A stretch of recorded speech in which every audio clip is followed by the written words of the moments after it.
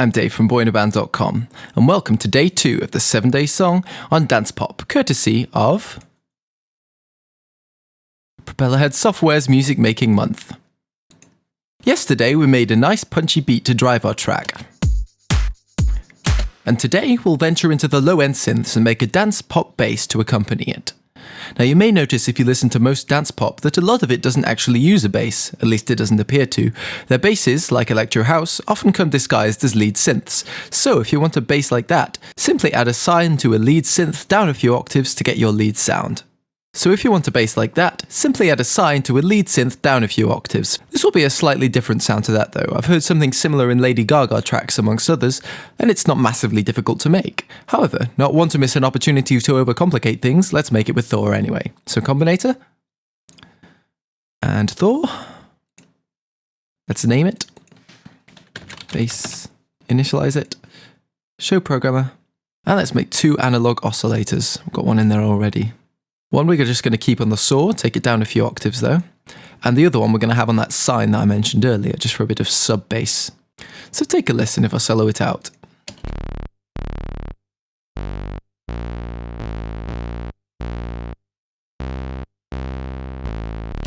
Now you can hear the tonality coming from the saw gives it that nice and deep gritty tone without taking too much focus. Simplicity is the order of the day with dance pop, and personally I found the hardest part of making this song authentically dance poppy was cutting out all the sounds I spent hours developing simply because they were too attention stealing. I really need to stress that the focus on this genre is all about the vocals. Keeping the instrumental elements simple and catchy without being boring is a challenge you'll come across repeatedly as you piece together your track. So back to our bass. If we run through the sine as well, and let's make it mono, just so it doesn't overlap any notes at all.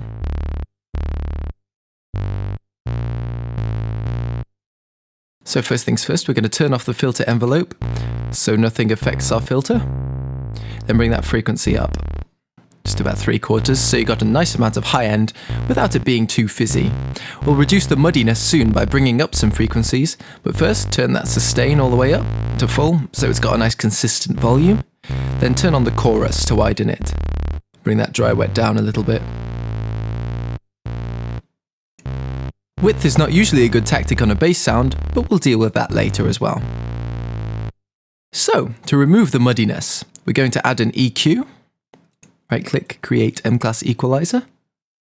Then with param 1, we're just going to bring up the gain to about 9 decibels and bring that Q down.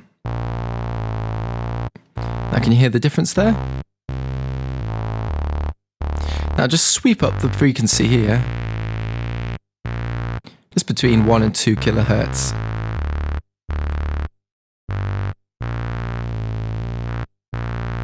And you can really hear the difference that makes. Just sweep it until you find that sweet spot. I kind of like it around there, about 1.3 kilohertz. If you start going too much higher than that, then it could begin to interfere with the vocals depending on how high-pitched your vocalist is and how much this Q value is affecting the rest of the frequencies. In my case, I've recruited a pretty high-pitched female vocalist whose vocals I'll be playing with later in day 5, so we might be able to push it up a bit higher if we want to. Remember that, as with all sounds I make, the EQing will vary depending on the rest of the elements in the track. If you have a kick that's hitting hard around 150Hz, for instance, you might want to notch out the bass in that same area. It's simple to do that.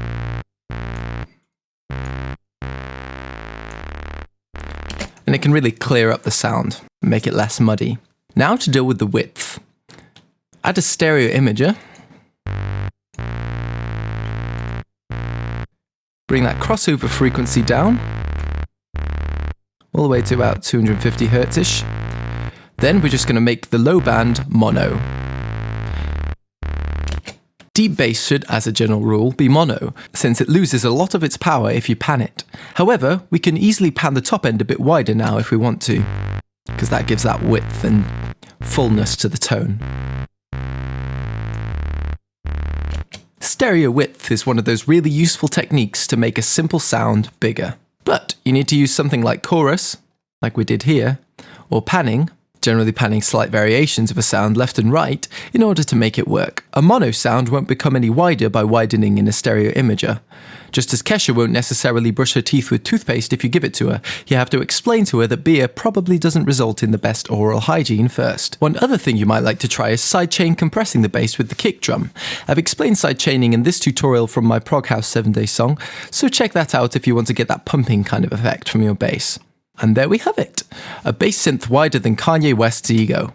Okay, too obvious. How about a bass wider than Max Martin's production discography?